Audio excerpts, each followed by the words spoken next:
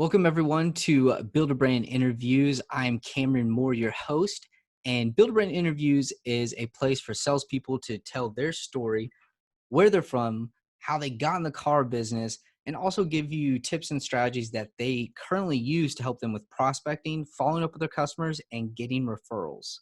Before we start talking to our guest that we have today, let's go ahead and check out a quick message from our sponsor, Build a Brand. The number one car selling tool built with you in mind, the salesperson. My favorite thing about this easy to use customer engagement tool is that you don't have to change the way you work to sell cars. Our app works for you and with you. So today we will be talking with a good friend of mine, and this is Nathan. And Nathan is from Duval Automotive Group. And so Nathan, go ahead and introduce yourself to everyone. What's up, everybody? I'm Nathan Dunham. I work at Duval Automotive here in the sunny Clayton, Georgia, in Northeast Georgia. We're a Chrysler, Dodge, Jeep, Ram, Ford, and Chevrolet dealer. Been in the business about 4 years, and excited to be on. All right. So, you said you've been in the business about 4 years now. Now tell everyone exactly how you got in the car business, because everyone has a completely different story how they got in. Like mine was, I had to move back to my hometown. The only place I could make money was to sell cars. So how did you get in the car business? Yeah, kind of similar. So after college, my wife and I went to the same college. We're both from this area.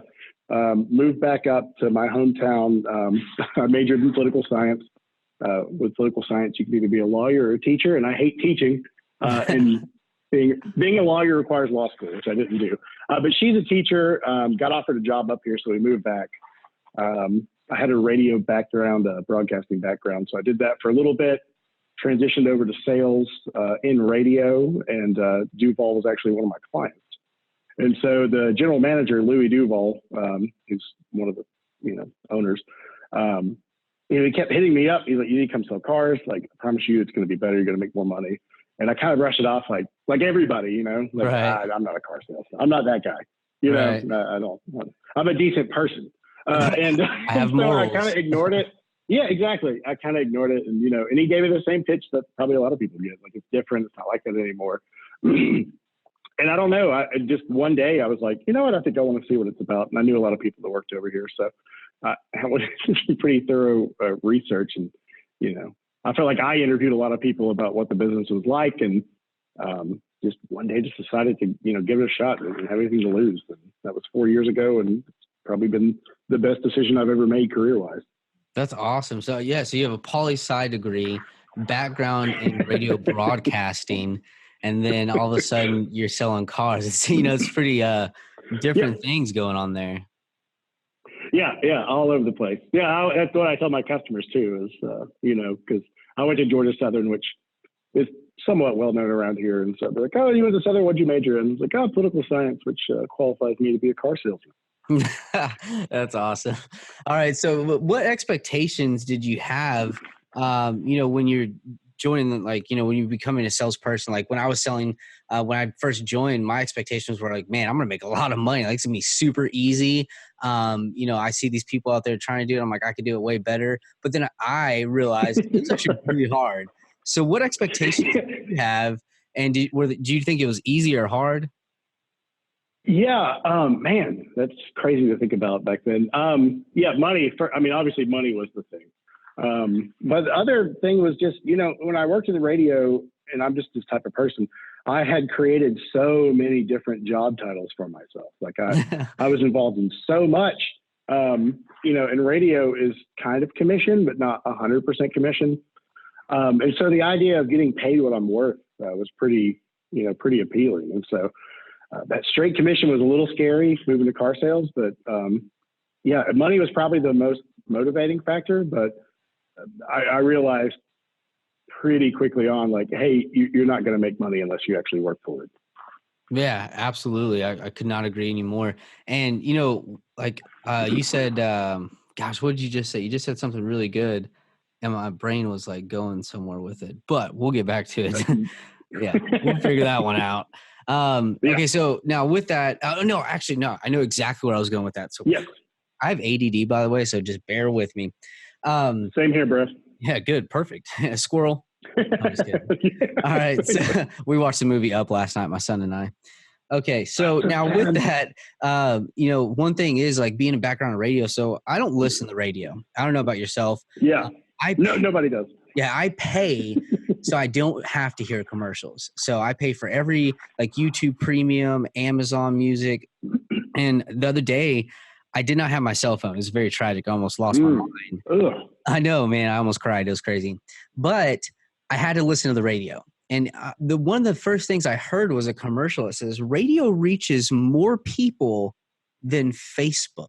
And that blew my mind that people, really thought that I guess the radio has more reach and it has more people actually listening to it than looking at Facebook. And I mean, I don't know if that's right or wrong. I'm not, I'm not, I don't have the statistical facts for it, but to me, it seems like there's a lot more people on Facebook. So that kind of gets into my next question was, how did you first start generating your own business? Because when I first started, it was the Up bus, that magical bus that never showed up. Right. Yeah, man. Yeah. And so like, what'd you start to do to generate your own business? Yeah, the Up bus is coming, by the way. Just hold out. I was kind of that guy for a little bit. We're a little bit different market up here. I mean, the city that my dealership's in is about 2,000 people, and the county that I'm in is about 16,000 people. So I learned pretty quickly that the Up bus wasn't going to pay all the bills. So I went back to what I knew. I went back to radio. I started doing some ads on the radio station. If I ever had an opportunity to do radio stuff, just to keep my name out there, because a lot of people knew me from the radio station. Before I sold ads for them, I was, their news director, and I did the morning show and a bunch of stuff. So I kind of stayed closely involved with them early on just to keep my name out there. So I did like election coverage one year, Really? I sponsored it and hosted it. So it was election results, with Nathan Dunham, brought to you by Nathan Dunham. So did that. And then I was not a huge Facebook guy, but probably 6 months into the business, I realized this is, this is the way to go. So then I started just hammering Facebook, and then the radio kind of went away. Right. So like that first time that you're posting, like a lot of salespeople out there, man, and I can say I was one of them. You kind of get out there and you're like, all right, so the first thing is like, what do I do? Like, what do I even post? Oh, God. And then you think about like the first time, I don't know if you remember your first time you did a video on Facebook. Oh, God. I was terrified. Mine sounded so terrible. Yeah. And then I got discouraged, and most people quit after that. So what was that experience like when you first did a video on Facebook? And were you looking at like, okay, that was terrible. I should probably work on it, but it doesn't sound like you would probably have that problem having a background in radio. But what was that like? And, how did you continue to grow to get better at that? Because you have, we'll get into it when we talk about, the prospecting and how you get referrals, but you do the car chat. And so videos, seems it comes pretty easy to you, but I'm sure that first one was hard. So talk about, your first experience doing a video or maybe your first post trying to sell a car. Like, what was that like? Yeah, probably the first post trying to sell a car was literally like, hey, come buy a car, which doesn't work. Right. But I after talking to you, I went back and kind of looked. It was so crazy. I thought it was so good, and especially coming from a broadcast background. Like, that first video, I was all confident, and I saw guys like Bill having a lot of success with it, and so I was like, yeah, I should probably start doing this. So I did that first customer interview. I was probably already a year and a half into the business before I decided to do that. I went back and watched it last night. It was terrible. It's so bad. I look so nervous and awkward, and I'm speaking so quickly. Oh God. It's just terrible. It's awful. So yeah, it just made me think like there's one thing to talk on the radio. It's another thing to like have your face out there for anybody who wants to look at. Right. No, absolutely. And I can say we both, kind of looked at Bill Have and kind of, copied what he did. And so shout out to Bill Have, because I remember two and a half years ago, man, I was trying to figure out like there's no one in my market doing anything crazy. It was the same thing, newspapers and, radios and it like the small Texas town. And so that they thought that was the way to go. And I was like, there has to be a better way. And I saw Bill Have when I was looking at some of the psychology and marketing stuff, because Jonathan Dawson was the reason why I stayed in the car business. And man, I saw that. And so I reached out to Bill. I was like, Bill, I love what you're doing. I was like, I'm going to try it, but I'm going to change it to #Cam Diaries because my name's Cam. He's like, dude, that's awesome. Go for it. And then, you have the car chat, which I think is awesome. I love watching your car chats. I even show my wife because I think they're awesome. And so like, That's awesome. getting into that, like, what I obviously use that for prospecting, and you also use it to generate referrals. Do you have like a certain structure and how you ask those questions? Like talk us through like what goes through making that car chat. Yeah, a little bit. By the way, your name for your video is way better than car chat. I just Well, said car chat because but dash cam, what I mean? If you type in dash cam, you that's see a just bunch of clever. guys racing cars or motorcycles. Oh yeah. Yeah, I try to keep it, to the same type structure. Back to that ADD thing though, sometimes I kind of go off. But yeah, what I'm going for is one, I want, people to know that I'm real. Back to what we were talking about before, that negative stigma that the car business has. I want them to know if they buy a car from me, like, I'm going to be honest, it's going to be fun, it's going to be straightforward. I'm just a normal dude. So that's really what I'm going for. And I think, if they're done right, that's what people pick up on. Right. But yeah, just the same thing. I want them, first of all, I want to talk about the car that they bought because everyone's always super excited about, buying a new car. So that gets them kind of crunk. I want to talk about the experience because if I've done a good job, it should have been a really easy experience, and hopefully they're surprised if they haven't bought from us before or from me before. So I want them to talk about that. And then, I also wanted to throw out there, if it was a good experience, would you recommend me to your friends and family? And, most of the time they say yes. I don't think anyone said no yet. But this is kind of like a subtle way, because, you tag them in the post and their friends are watching and hopefully, they come in and I saw you with so-and-so the other day. And, I'm kind of thinking about trading as well. And so, and everyone knows referrals are the bread and butter. Oh man. Yeah. It's just so much better. And, the structure that you kind of say is the similar to, what I do and what I teach. And of course, most of the people that, I'll be interviewing are people that use our product, Build a Brand. And, with that, like I teach them when you're doing the videos or when you're asking for the reviews, of course, you do it right before finance asks for a review. And, the reviews are, are super beneficial. That's social proof because 9 out of 10 buying decisions are made from peer recommendations. And then you ask for that photo, and then you also say, hey, after the photo, we're going to take like a quick 10-second video to do like a recommendation video. And most people get scared to ask that. So how did you go about asking someone to do a video with you? And was it kind of awkward, like, hey, would you like to do a video? Or like, how did that look when you first asked that customer? Yeah, I kind of took the Bill Have angle, which was like, we're just doing it. This is just part of the process. Just like, asking, what's your mother's maiden name and social security number for the credit app. So like literally, we go for delivery and I pop in and I go ahead and put my phone on the dash. And sometimes they ask, what are you doing? And I'm just like, oh, a lot of salespeople take pictures of their customers. I'm a little bit different. I do video. And every now and then they'll kind of bite back because, again, it's a little bit different market that other people are in. Some people are scared of social media. No, for sure. Yeah, you're in a small town. I would say 75% of the time they're completely fine with it. And what I'm finding after I've been doing it is probably somewhere in the back of their head, they're kind of looking forward to it. I'm to the point now where the overwhelming majority of my business is repeat and referral. So like That's they great. know it's coming. Yeah. They know it's coming. And I've noticed, certainly last year, I've noticed a lot of people like, if I buy this car, am I going to have to do that stupid video? But it's like, it's on their mind. That's awesome. Yeah. And that's just another part of the road to the sale. Cause they're not 100% committed, but they're already starting to commit themselves because they're thinking about after they say yes, they have to do that. They have to do the video. Yeah. That's awesome. But they like it.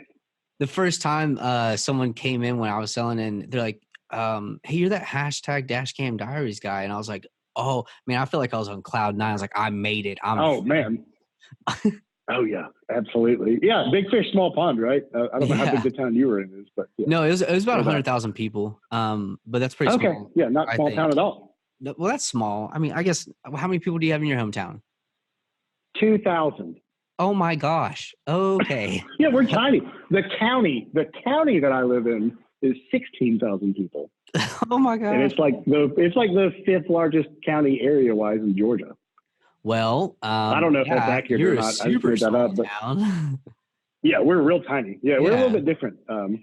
We're real tiny. Yeah, I'd say the closest city over 100,000 people would be Atlanta, and that's about 2 hours away.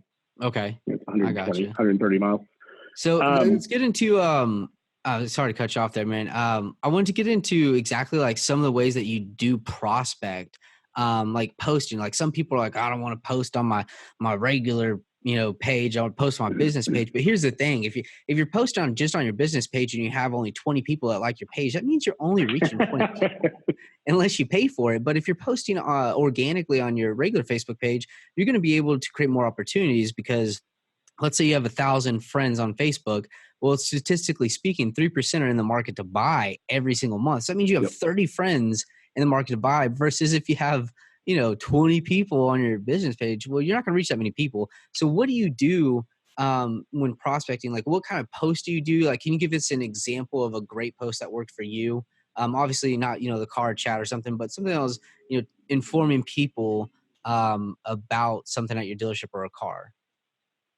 Yeah, so I'm like a huge, Frank Cornetti guy because He's awesome. he's in a larger market, but he's kind of what I'm going for. He had one of the best lines ever that I've heard in his new video series that he just dropped, where he said, you want to be the mayor, not the governor or not the president. And that's it. Like keep it local. So, back to the prospecting, like I want to be part of the community. So it's not always going to be car stuff, even though that's the intent. You know what I mean? Like, so, it can't always just be buy a car. Right. So if I'm prospecting, I want them to know that I sell cars, but I don't want it to be, hey, check out this all the time. Of course you need to do that. Like if you have sales and specials and stuff like that. But probably the thing that I've had the most luck with has been, gosh, I'm trying to think right now. I mean, the videos are great. I'd say, one of the things that's helped a lot because it's given me credibility is like posting my customer reviews, like sharing them. So, I upload all my videos to my Build a Brand page. And then I've been a little bad at this for the past like 3 months, but I usually also follow up with them and ask for a review. And that hits on my page. It hits on, on Duval's Google business page. And then I also share it on Facebook. So like that instant credibility right there. I'll get a couple Facebook messages whenever I, post one of those reviews just because, hopefully the person, thought I did a good job. And so that credibility there, okay, this person put themselves out there and says Nathan does a good job, right. Wonder what he can do for me. So that's definitely one that I've gotten some hits off of. And then, just little stuff like random live videos, talking about nothing, just walk around the lot. You'll have people comment below and maybe they'll see a car in the corner of the video and, they'll comment it on there. So I'll hit them up on Messenger and just little stuff like that. I try to keep it, a variety and not just the same thing. Yeah, that's awesome, man. And that's huge because you said it, earlier, it doesn't need to be always about selling a car. It's about being in the community and building relationships. And, that's the biggest thing that changed my life. And I think it was Alan Dickey when I went to the Six Figure Sales Conference. And he said, to stop selling cars and start, selling yourself and like building an experience and building relationships for people. And that really changed my life. And then, providing valuable content that gives value to the consumer, which is like how-to videos or, comparison videos or just answering simple questions like the difference between leasing and financing, because I didn't know the difference. But, if you inform the people, that's definitely going to help. So that's awesome. I love to hear, some of the things that you're doing out there. And the next part is, basically what are you doing to follow up with your customers? So a lot of people, especially when I started, I'm sure when you started, everyone's like, make the call, send the emails. And I'm just like, oh, I don't want to be that car guy. So what do you do to follow up with your customers?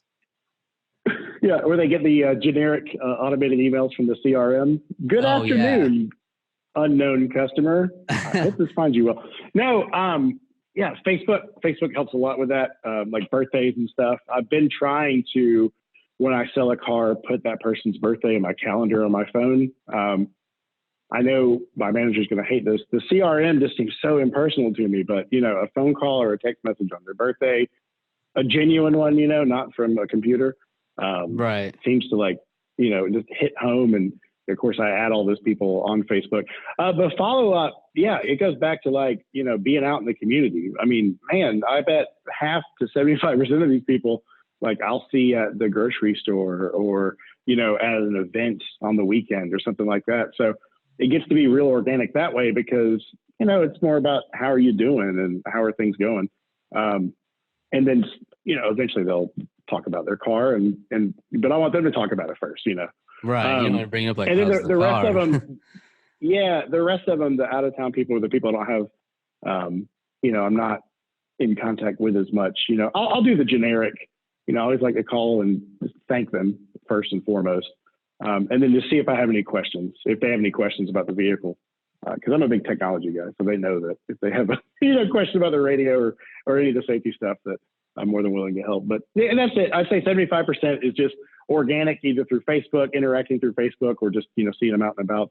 And then the rest is the old school. You get a reminder on the CRM, and then I'll call or text or message on Facebook and make sure they're doing all right. And then of course, you got to hammer those referrals. Yeah, that's awesome. And now that you just led us perfectly into our last question, man, is, how do you get referrals? How do you ask for them? When do you ask for them? And, how is that working for you? Isn't that probably the easiest thing we can do in sales that we probably do the worst at? Again, I try to make it organic. I'm still not great at it. I'll admit that. But usually it's first as a follow up to, thank them. And then it's the good old, hey, who do you know, friend, family, relative, whatever. That might be the market in the next little bit. I'd be honored, if you gave me a shot to treat them, the way I treated you.